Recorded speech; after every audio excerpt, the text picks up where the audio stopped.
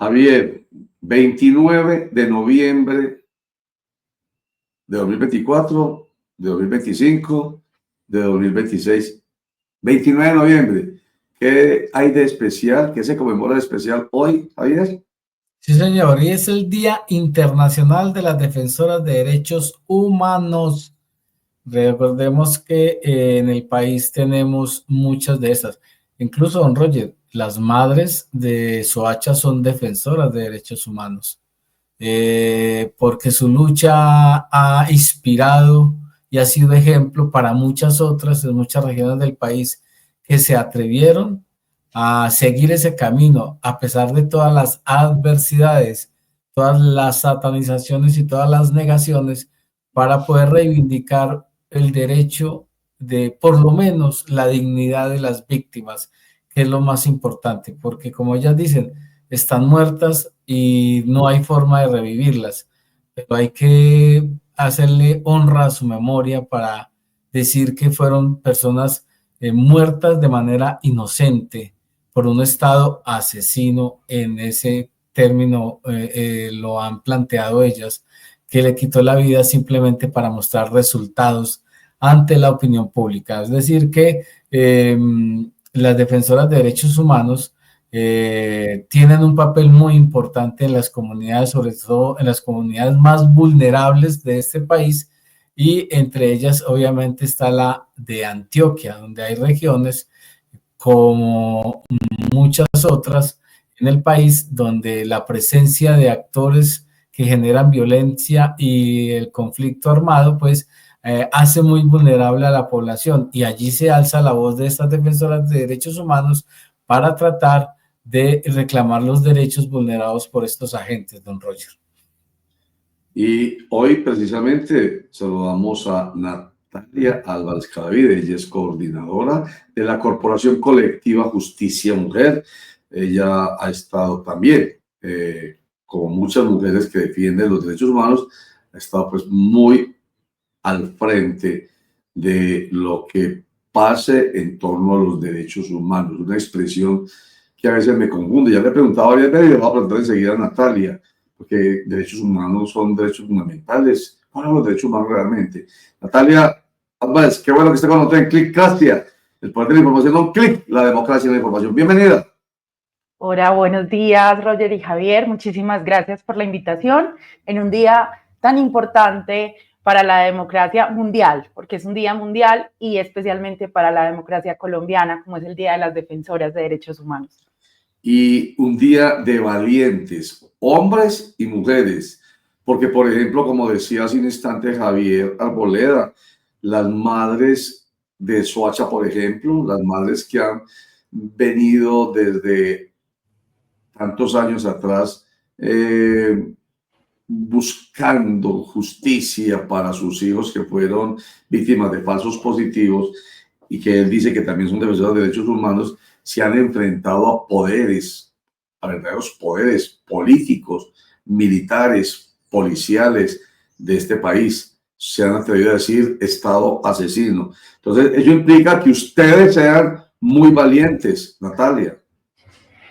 Así es, Roger, pero quisiéramos, más que ser valientes, y reivindicamos tener garantías para defender los derechos humanos, porque los derechos humanos siempre son un beneficio colectivo para la humanidad en general. Los derechos humanos, ante la pregunta un poco que proponías, son ese límite a los poderes y las condiciones básicas de dignidad para el sostenimiento de la vida. Entonces, en un día como hoy, sin duda es importante reconocer que las defensoras de derechos humanos están en todos los lugares de la defensa de todos los derechos, y que además de ser valientes, lo que el Estado, la sociedad, los medios de comunicación debemos promover es que esa labor, que es constitucional y tan importante, se haga bajo todas las garantías, sin normalizar que exista estigmatización, violencia, persecución y demás. Natalia, pues digamos hoy hay una iniciativa muy bonita que es tratar de no solamente defender, sino realzar la labor de las defensoras de derechos humanos y por eso hay una especie de unión de varias entidades, entre ellas Prodefensoras Colombia, Sono Mujeres, Embajada de Noruega, el Gobierno Nacional, la Defensoría y la Procuraduría, donde hoy precisamente le plantean a la comunidad varias preguntas sobre qué es el papel y qué hacen las defensoras de derechos humanos. Sin embargo, yo quiero invitarla a que miremos este video donde las propias defensoras de derechos humanos le plantean a la sociedad y sobre todo a los gobiernos y a los actores armados por qué las están victimizando y por qué su trabajo no es reconocido.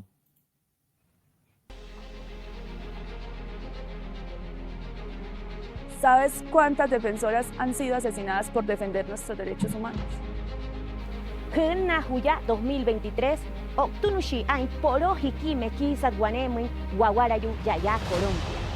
Kuna Ingetia, Piama Hiki Guanesia Hieyu Equipuria Muriashi. Octunushi Naya, Kuna Ayatawahuma Anata Akwal. Y además, 12 mujeres han sido asesinadas por defender la naturaleza. ¿Cuál es el territorio más peligroso para las defensoras de derechos humanos? Cauca, Antioquia, Nariño, Valle del Cauca y Córdoba. ¿Y qué pasa con las firmantes de paz?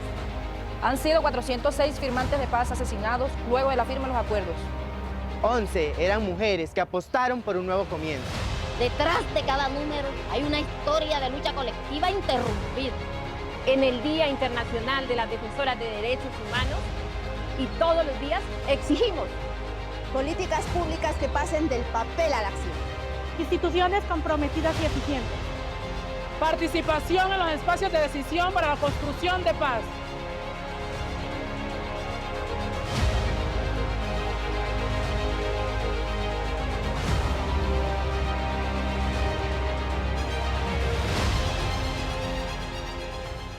Qué bellos esos rostros, Natalia, pero ¿qué le dicen esas cifras?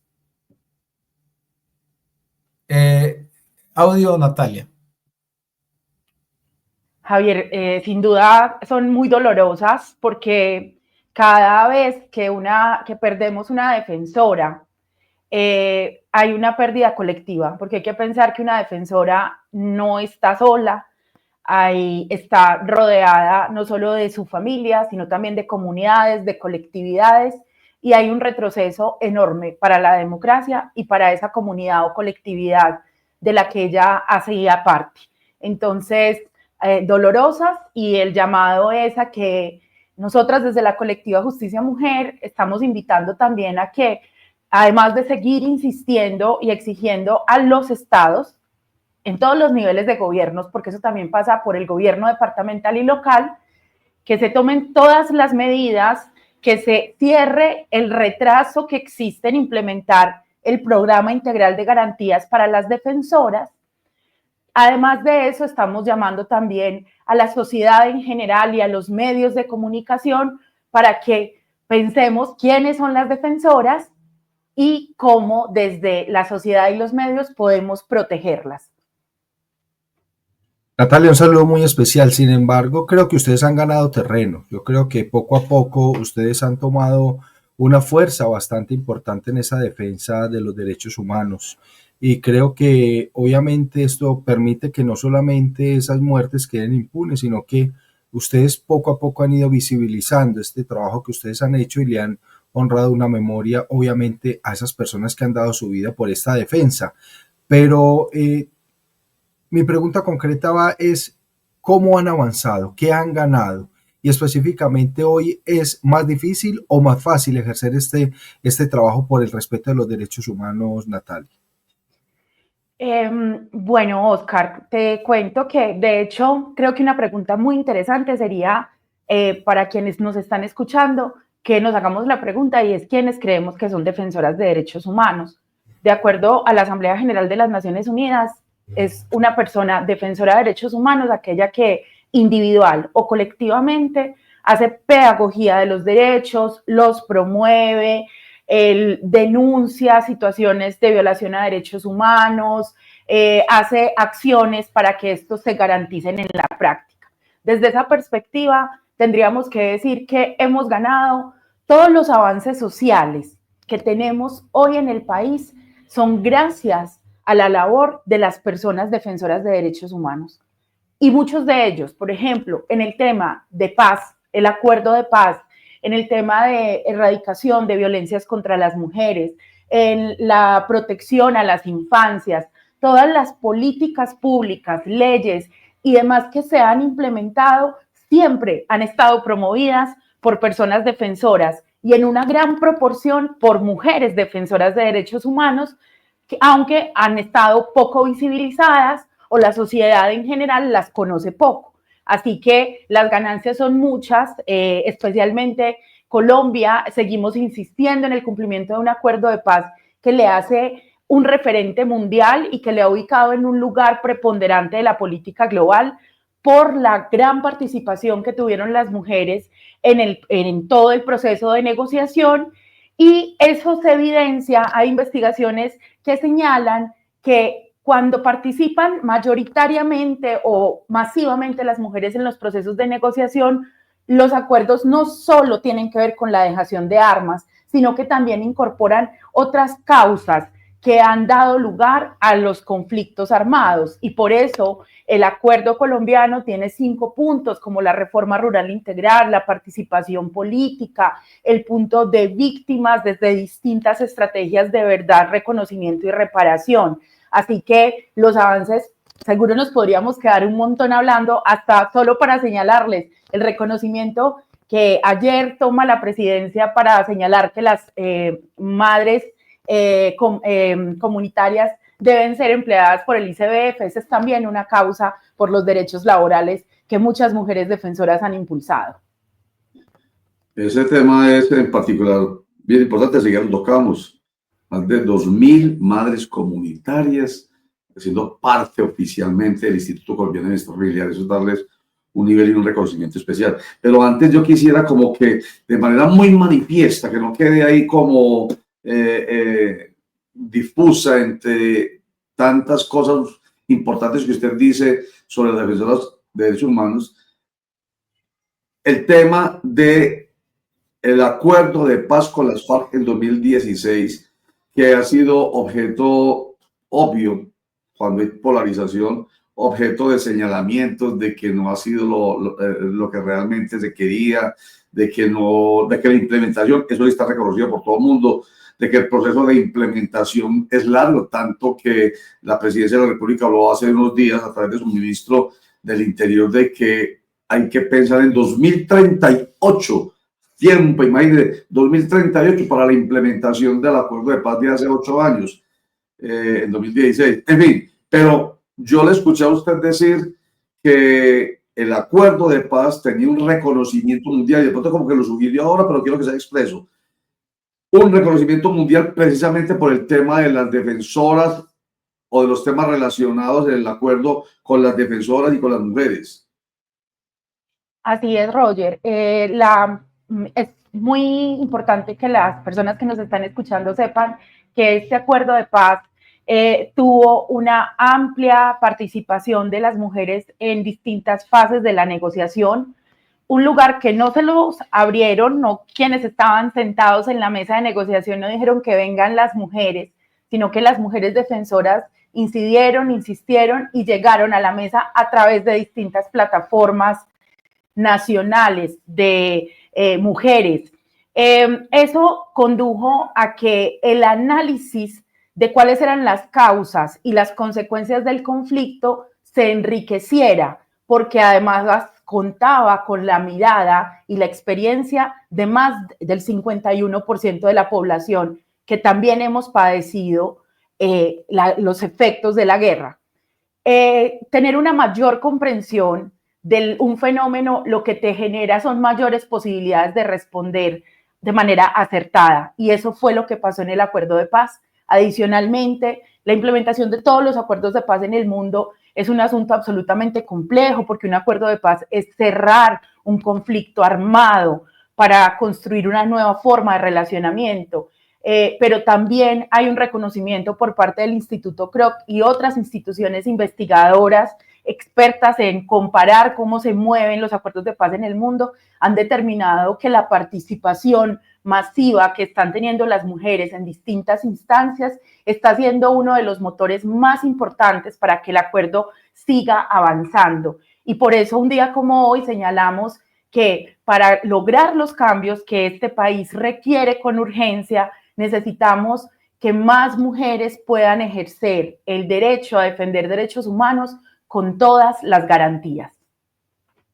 Natalia, sin embargo, esa cifra de 460 firmantes de paz asesinadas es aterradora. ¿Por qué? ¿Qué ha pasado entonces? Pues existe claramente uno de los retos enormes, tiene que ver con el acuerdo de paz, incluso tiene dentro del punto 3 y el punto 5, que es el de participación política, y el punto de víctimas de verdad, justicia, reparación y garantías de no repetición, distintas disposiciones para avanzar en lograr esas garantías de protección a las defensoras y también a las personas, a los hombres que defienden también derechos y que hacen acciones para construir paz. Existe un rezago importante. De hecho, digamos, durante el 2022 hay un balance de lo que tiene que ver con el Programa Integral de Garantías, que es un programa nacional que la Secretaría Técnica la realiza el Ministerio del Interior, donde el avance fue absolutamente mínimo.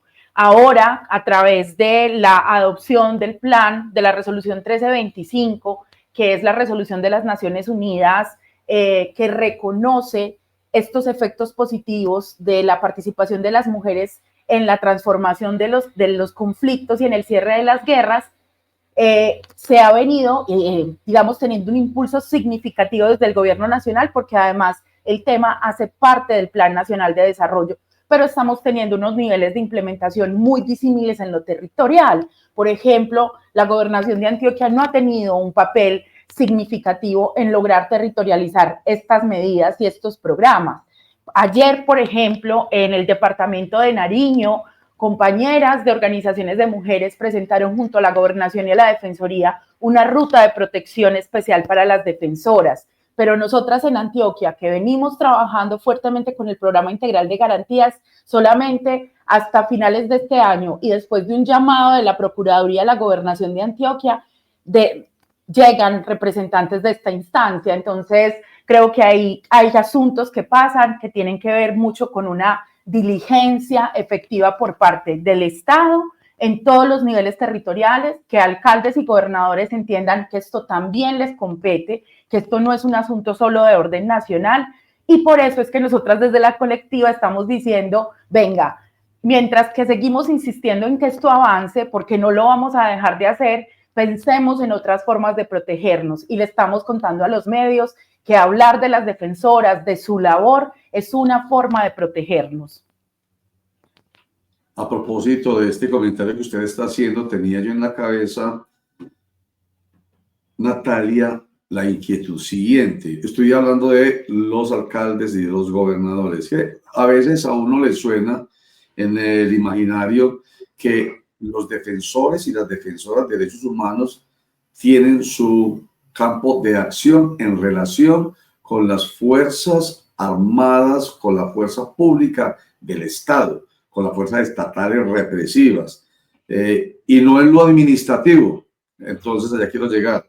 Y en estos días estaba acá conversando con nosotros el secretario general de la Veeduría Nacional de Derechos Humanos y Derecho Internacional Humanitario y Paz, José Luis Jaramillo, y trató un tema que se volvió, pues desde el punto de vista de la información de nosotros en Clickracia del canal.co, se volvió viral porque mucha gente reaccionó, y es que tiene que ver con que esta veeduría está haciendo una investigación sobre la supuesta masacre laboral a través de listas negras de la alcaldía de Federico Gutiérrez Zuluaga contra todos aquellos que directa o indirectamente participaron en la administración de Daniel Quintero Calle. Y ello ha llevado, entonces, desde el punto de vista de la pregunta específica, según José Luis Jaramillo,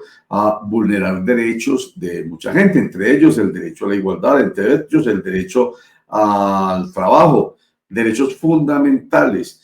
Y la pregunta va por ahí, ¿ustedes también actúan en ese sentido? No es, vuelvo y digo, pensando en las fuerzas estatales, esas que no, a veces son abstractas, pero que producen muertos, producen masacres, desalojos, etcétera. También participan en este tipo de defensa de derechos. Claro que sí, Roger, por eso te decía que es súper importante y me encanta que hagas esa pregunta y por eso señalaba, por ejemplo, quienes han venido liderando, madres comunitarias que han venido liderando el reconocimiento de sus derechos laborales, son defensoras de derechos humanos. Las personas que, por ejemplo, las mujeres, que sé que muchas las han entrevistado en este programa, que hacen parte de la Mesa de Trabajo Mujer de Medellín, de organizaciones sociales de mujeres y que hacen incidencia porque en los planes de desarrollo se incorporen políticas públicas que garanticen derechos humanos, que hacen control y veeduría a los distintos gobiernos y a las distintas instancias, quienes hacen representación judicial o administrativa en distintos procesos. Son todas, digamos, sería difícil establecer o categorizar todas las distintas expresiones que tienen la defensa de los derechos humanos. De hecho, por eso la categoría es tan amplia, porque es una labor que toca todos los derechos. Las personas que hacen la defensa del reconocimiento de un trato, digamos, adecuado a animales, cambio climático, justicia ambiental, todas esas personas son defensoras de derechos humanos. Sí, cuando uno cuenta historias como la de una madre lactante. A ver, al principio, antes de que la saludáramos, yo estaba diciendo que son derechos humanos. Usted entró respondiendo que son derechos humanos. Y la pregunta mía tiene mucho que ver con esta que estamos preguntando. Es que pensamos que los derechos humanos igualmente son algo como superior a o por fuera de, permítame la expresión, de lo que le ocurre a cualquier persona en el mundo, o en Colombia, o en el departamento, o en cualquier ciudad. Entonces, ¿a qué quiero llegar? Derechos fundamentales como el derecho al trabajo, ¿sí? Son derechos humanos. Entonces usted dice que sí es cierto. Derechos. Entonces, ahí es donde quiero hacer el énfasis. Entonces, cuando cogen a una madre lactante, no la despiden. Vamos a hablar del caso específico de Medellín, pues para no ir muy lejos y que quede muy clara la pregunta y la intención de la misma, que tiene que ver ya con respuesta que usted ha adelantado, pero quiero que se precise. Entonces, esa madre lactante, por ley, no puede, perdón, la mujer embarazada, la empleada o contratista embarazada no puede ser despedida. Entonces, no le despiden.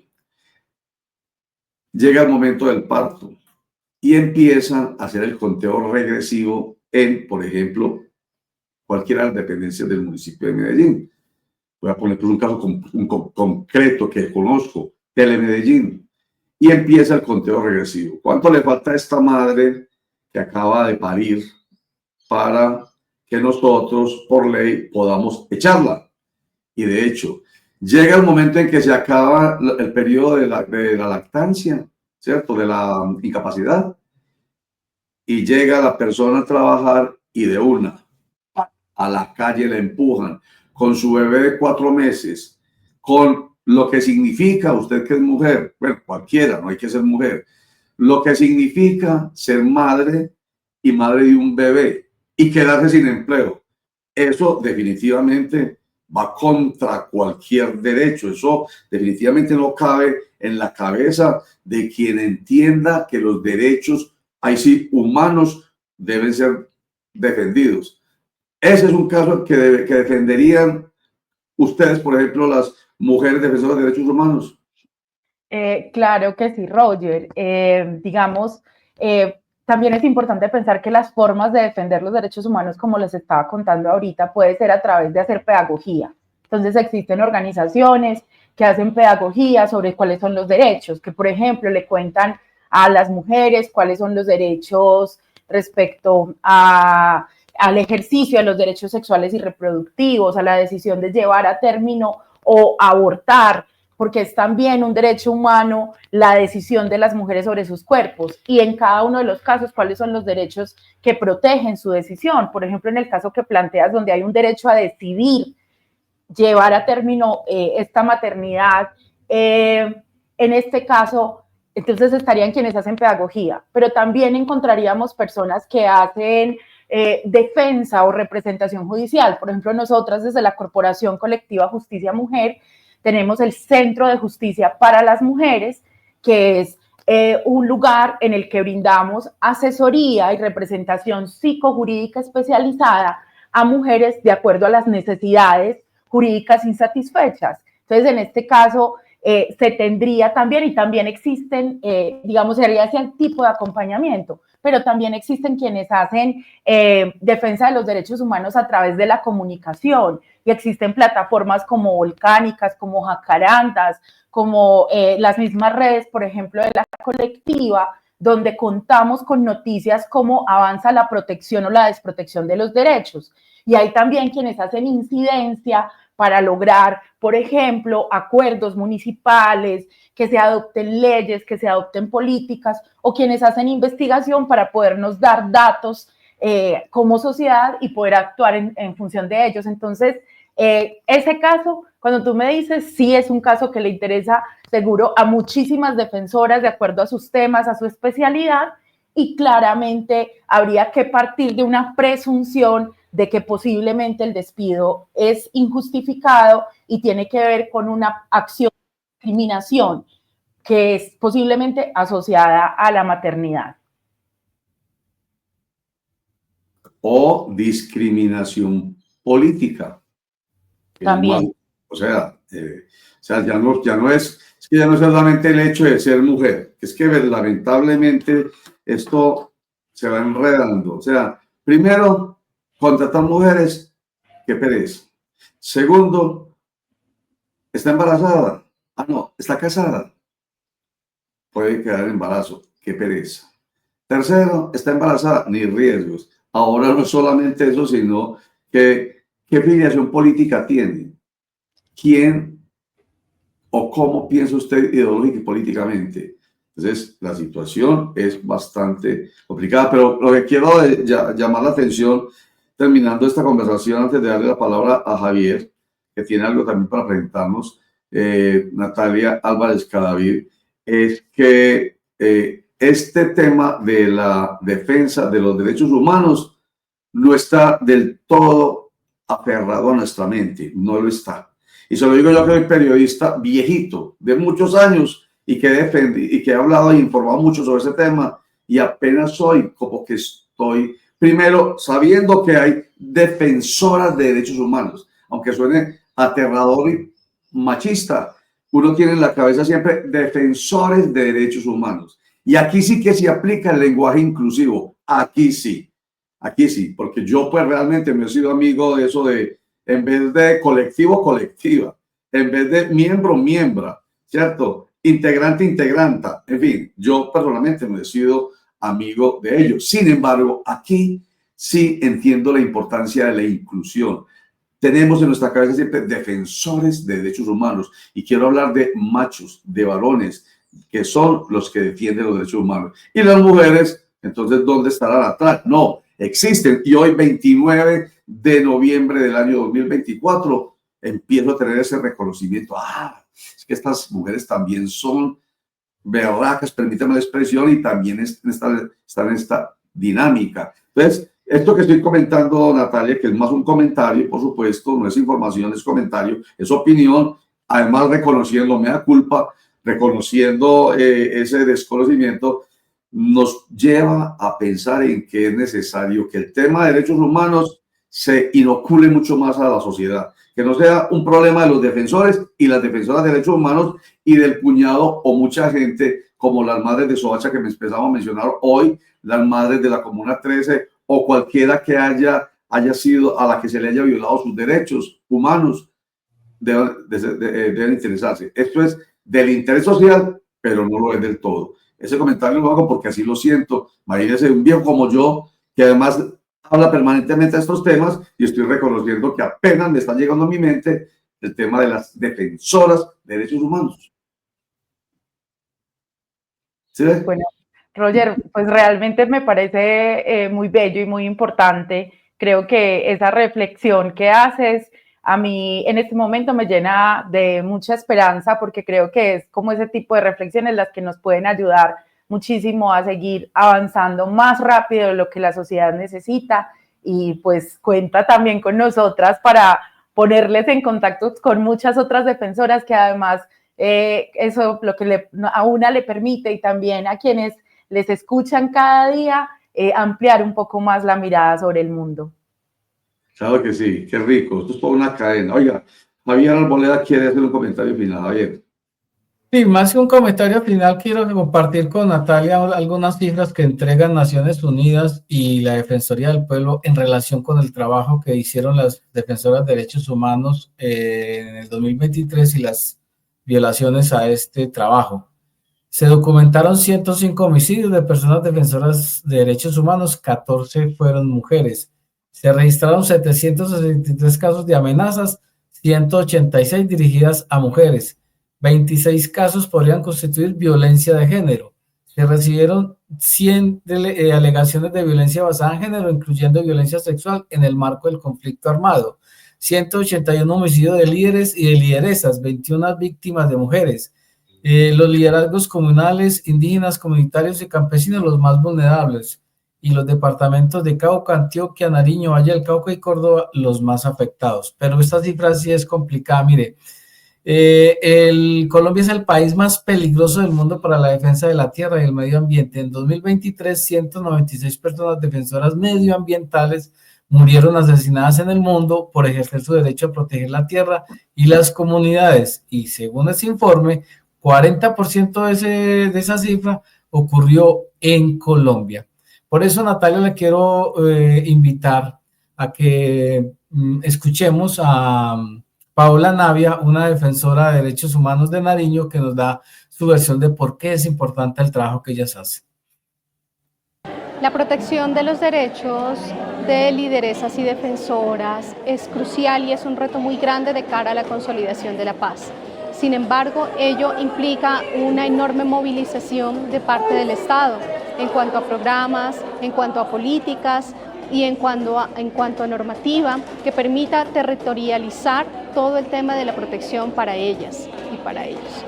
En ese sentido, es importante que las políticas públicas no solamente cuenten con una gran participación de mujeres de todo el territorio nacional y toda su diversidad y pluralidad de pensamiento, sino que además cuenten con recursos indispensables para la implementación y unas medidas de seguimiento y monitoreo para evidenciar que la implementación de las políticas es real.